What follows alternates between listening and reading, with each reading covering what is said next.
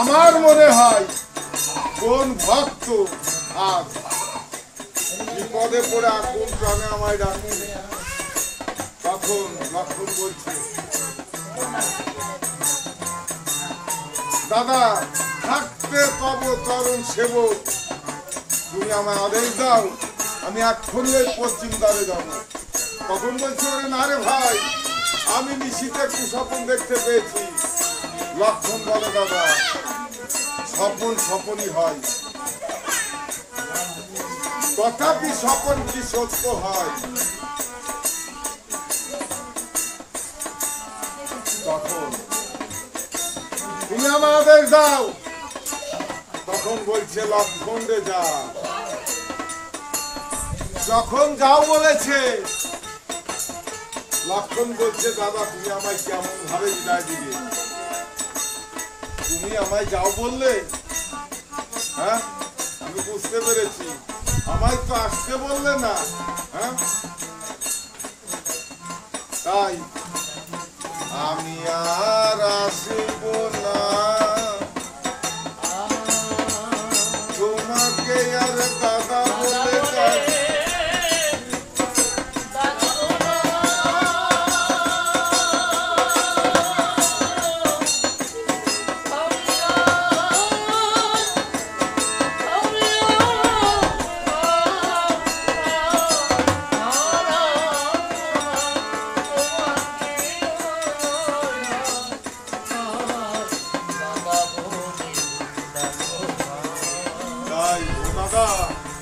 তোমায় আমি শেষে প্রণাম জানিয়ে যাই।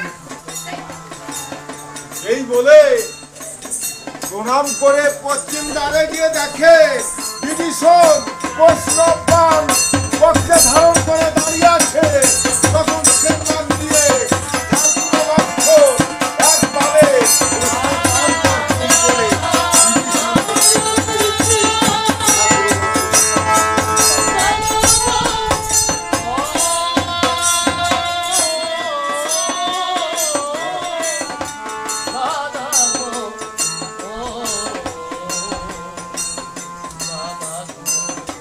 বিভীষণকে পেছনে রেখে যখনই সম্মুখে গিয়েছে, তখনই বলছে দশানন যে আমার ভাতৃ অন্তকারী লক্ষণ, আজ তোমায় আমি জমের সদনে পাঠাবো। তখন বলছে, রে দশানন, তুই হলি নারী চোরা, তুই নারী চোরা, তোর সাথে যুদ্ধ করতে আমার লজ্জা হয়, ঘৃণা হয়। তখন বলছে, ঠিক আছে, তবে তুই মৃত্যুর জন্য প্রস্তুত হ। রণমাদল বাজারে, রণমাদল বাজারে, রণমাদল বাজারে ধা ধা ধিনিক ধা, ধা ধা ধিনিক ধা, ধা ধা